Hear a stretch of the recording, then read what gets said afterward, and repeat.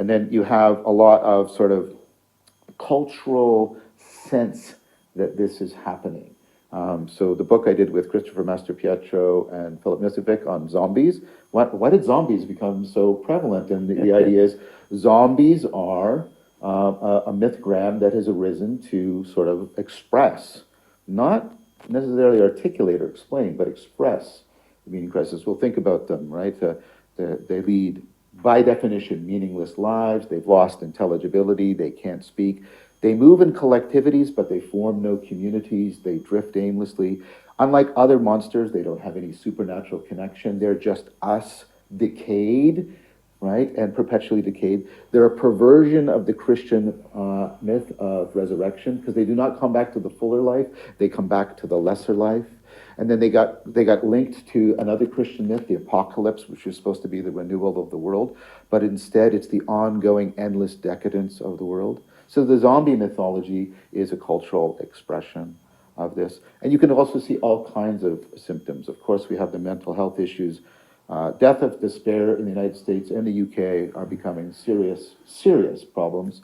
Related phenomena, the UK has set up this Orwellian thing called the Ministry of Loneliness, which is like, because the number of close friends we've been having has gone down. Mm-hmm.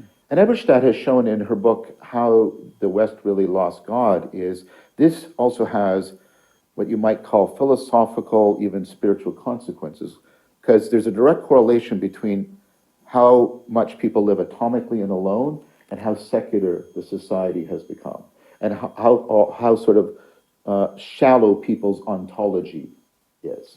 I'm not sure about her causal picture, but the correlation is just undeniable. So this is having huge effects. You get it in the virtual exodus. People want to live in the virtual world rather than the real world. They express this as an explicit thing. And I think we can get a bit of insight into what's going on, what's missing in the meaning crisis. What are they finding there that they're not finding here? But let me just finish a couple more symptoms. We've got the weird political paradox that everybody feels disillusioned and disenfranchised, but the political sphere has been now reappropriated and filled with religious fervor and symbolic religious behavior, and we've given over identity and the meaning in life to our political ideologies, even though we've lost faith in all of the institutions. This is a weird thing. You have positive symptoms, though. You have the mindfulness revolution. People are seeking fundamental transformation in attention, awareness. You have the rise of ancient wisdom philosophies. There are more Stoics now alive than were ever alive in the Roman Empire, right? And of course, you have the ongoing thing, basically from Schopenhauer on, of the increasing investigations into Asiatic philosophies, in which philosophy and spirituality, knowledge and wisdom were not separated. And so that whole symptomology. Let's go back to the video game. Well, what are they getting in a video game that they're obviously lacking in the real world? Well, what they have is they have a narrative structure. There's a narrative structure that tells them what the story is and what part they play in it and orients them towards a purpose. So, purpose. They have a nomological structure. What do I mean by that? They have a sense of, there's a set of rules, laws and rules, that make sense of that world, so they understand how that world works. This is intelligibility or coherence. Second, purpose, coherence. Third, what else is going on in there? Well, they have a normative structure. They know how to self-transcend. They can level up. There's a way in which self-transcendence is available to them. And fourth, they get into the flow state. They get into a state where they feel dynamically coupled and connected to their environment. Mm-hmm. So what do we have? These are the four factors of meaning in life. These are the things that you have when you have meaning in life. And contrary to what our culture says, purpose is one of them, but purpose is not the synonym for all of them, nor is it the most important of the dimensions. You need to have purpose, but it's not the same as meaning in life, nor is it, right, sufficient for meaning in life. The next, coherence. The world can't be absurd to people.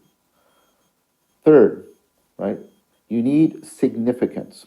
What that means is you need something that gives you a normative staircase, something that gives you a way by which you can get in touch with the really real. We got from the psychedelic Renaissance and the work in mystical experience, and I'm involved in that, that people seek out for its own sake this relationship with the really real, the more real. And once they get it, they are willing to change their whole lives so that they are in deeper contact with that really real. And Yaden has shown their lives actually, by many objective measures, get better. So that matters. The third one, the flow state. The flow state is a very powerful, and Csikszentmihalyi has done a lot of work on that. We could perhaps talk about that. The flow state is a very powerful version of the fourth factor, which is mattering. People need to feel that they are connected to something that has a reality and a value beyond their own individual existence. So to find this out, you ask somebody, what do you want to exist even if you don't? And how much of a difference do you make to it now? You could wrap all of these things together, and they all fold into this connectedness in sense-making. We're connected to the world. We're ordered to the world. The world makes fundamental sense to us. We are fitted to the world. We belong in the world. Belonging, sense of belonging, sense and meaning in life. My proposal is that that can ultimately be understood as reflecting sort of the core of human cognition. I talk about the core four. I think we've split them up for analytic reasons, right? Which is attention, consciousness, working memory, and fluid general intelligence. But I think they're all just four different dimensions of an underlying core thing. And there's good functional evidence, behavioral evidence, and anatomical evidence for that claim. I won't review all of that, but I'll just take it that that can be agreed without much controversy. What I think that general ability, that general intelligence reflects is it reflects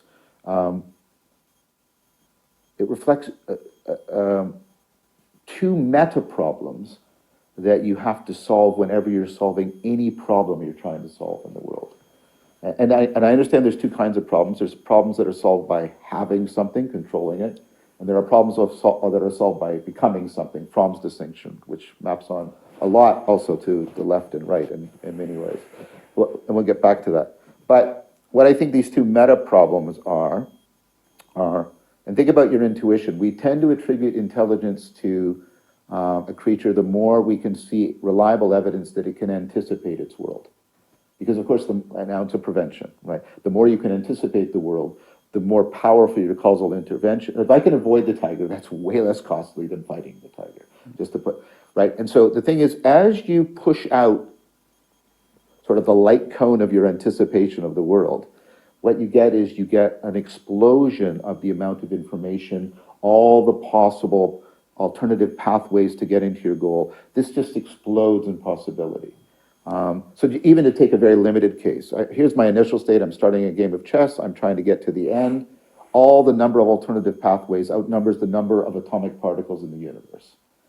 And this is one of the core problems, going back to Newell and Simon, that is at the heart of the AGI project, right? And so this is what you can't do. You can't check all that information. Like, think about all the things I could pay attention to. It's overwhelming.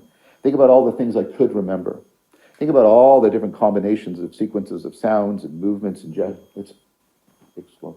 And yet, what we're all doing is we're zeroing in on it right now. And what that means is, it's not that you check everything. You can't. That would take the rest of the life. Somehow, and this is really important, you ignore most of what's relevant. Sorry, you ignore most of what's irrelevant.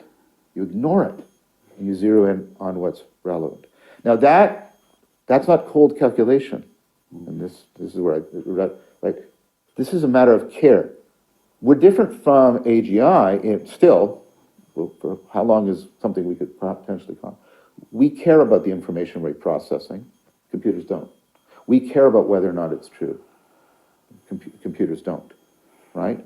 So it's not just that relevance is not just, it's not just a calculation. It's a matter of caring. It's a matter of commitment, because whenever I'm doing this, I'm taking a chance. I have to commit to this, because when I'm paying attention to Ian, I'm not paying attention to what's behind me. There's a cost.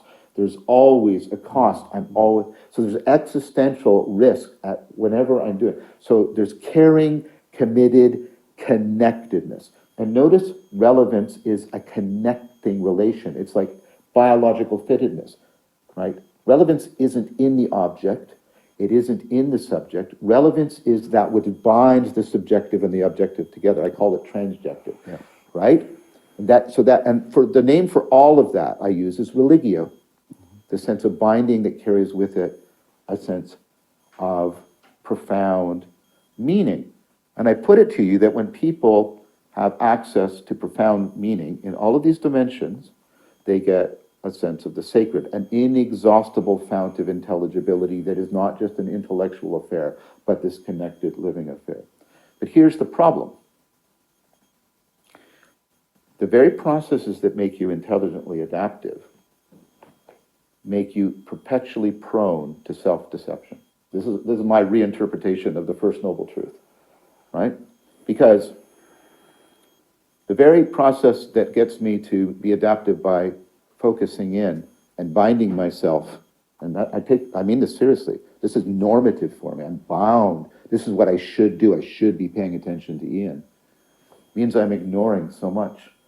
And very often what we ignore can turn out to be the relevant information that we actually need to solve whatever problem we're facing. So we are perpetually prone to self-deception.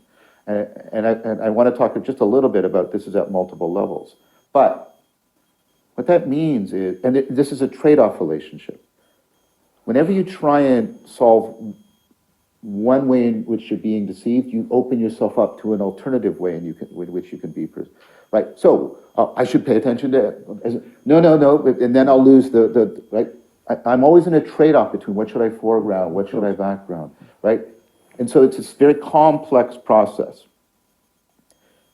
It's very complex, it's very dynamic, it's co-created by the world and me, and also me and other people. Very complex, very dynamic, very adaptive, very prone to self-deceptive, self-destructive behavior, both individually and collectively. So cultures across the world have had to deal with this really tricky problem. How do we ameliorate the self-deception without undermining the adaptive connectedness? Because we can't just shut it off. And we have all these trade-offs. We can't just pursue simple panaceas that will, just do this. So we have to get this complex, I call it an ecology of practices, practices that intervene in our cognition, our attention, our awareness, in multiple places, in checks and balances, very, like, think about the Eightfold Path of Buddhism. It's this complex set of practices, and they're represented by a spoked wheel because they all interconnect and they're all self-organizing. And when you do that, you need to set that within a community that homes you, because you need people who have been practicing it, because this is not a matter just of theory, this is a matter of transformation. And they need to be able to guide you along the way. And then that community has to be set in a worldview that legitimates it. A worldview that legitimates it. So another way of understanding the meaning crisis is that unlike most cultures, we don't know where to go to cultivate wisdom. We don't know where to go to ameliorate that self-destructive behavior, foolishness. We don't know where to go to enhance the connectedness, the religio, so it gets us into deep connection. And we used to have a worldview that gave us both of that. This is how you connect deeper, and this is how you overcome your fallenness, if I'll use a metaphor, and that was the sacred. The sacred canopy, the religious frameworks were the places that gave us worldviews, traditions, and ecologies of practices for addressing this.